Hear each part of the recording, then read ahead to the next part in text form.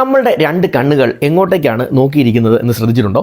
പുറത്തേക്കാണ്, മറ്റുള്ളവരിലേക്കാണ്, ചുറ്റുപാടുമുള്ള കാര്യങ്ങളിലേക്കാണ്. അതായത് ചുറ്റുമുള്ള കാര്യങ്ങളെ ജഡ്ജ് ചെയ്യാനും അതിനെ അനലൈസ് ചെയ്യാനും മറ്റുള്ളവരെ നമ്മളുടെ ഒരു വിധി കൽപ്പിക്കാനും ഒക്കെ നമുക്ക് സാധിക്കും. പക്ഷേ നമ്മളെക്കുറിച്ച് ഒരിക്കലും നമ്മൾ ജഡ്ജ്മെൻ്റലായിട്ട് നോക്കാറില്ല.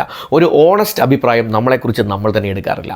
ഇതിന് ഏറ്റവും മികച്ച മാർഗം, നമ്മളുടെ ഒരു സെൽഫ് ഇംപ്രൂവ്മെൻ്റ് ആഗ്രഹിക്കുന്ന ഒരു വ്യക്തി ആദ്യം ചെയ്യേണ്ട മാർഗം മറ്റുള്ളവരിൽ നിന്നും സത്യസന്ധമായ ഓണസ്റ്റായിട്ടുള്ള അഭിപ്രായങ്ങൾ സ്വീകരിക്കാൻ തയ്യാറാവുക എന്നുള്ളതാണ്. പലപ്പോഴും നമ്മളോട് ഇത്തരം സത്യസന്ധമായ അഭിപ്രായം പറയുന്നവരെ നമുക്ക് ചിലപ്പം ഇഷ്ടപ്പെടണമെന്നില്ല. കാരണം അതൊരു ക്രിറ്റിസിസമായിട്ട് നമ്മൾ കണക്കാക്കും. ക്രിറ്റിസിസം പൊതുവെ ആർക്കും ഇഷ്ടമല്ല. പക്ഷേ പോസിറ്റീവായ ക്രിറ്റിസിസം, ക്രിയേറ്റീവായിട്ടുള്ള ക്രിറ്റിസിസം ഏറ്റെടുക്കാൻ അല്ലെങ്കിൽ അതിനെ ആക്സെപ്റ്റ് ചെയ്യാൻ തയ്യാറായാൽ നമ്മുടെ ഇംപ്രൂവ്മെൻറ്റിൻ്റെ ആദ്യ ഘട്ടം ഇതാണ്. നമ്മുടെ സുഹൃത്തുക്കളിൽ തന്നെ ഇങ്ങനെയുള്ളവർ കാണുമല്ലേ? ഞാനിത് പറഞ്ഞപ്പോൾ നിങ്ങളുടെ ഓർമ്മയിൽ വരുന്നുണ്ടാവും ചില മുഖങ്ങൾ. അവർ എന്ത് കാര്യത്തിലും എല്ലാവരും കൊള്ളാം, നീ സൂപ്പർ ആകട്ടോ എന്ന് പറഞ്ഞ് വരുന്ന സമയത്ത് അവർ മാത്രം സൂപ്പറാണെന്നുള്ളതിൻ്റെ കൂടെ ഒരു സജഷൻ കൂടി തരും.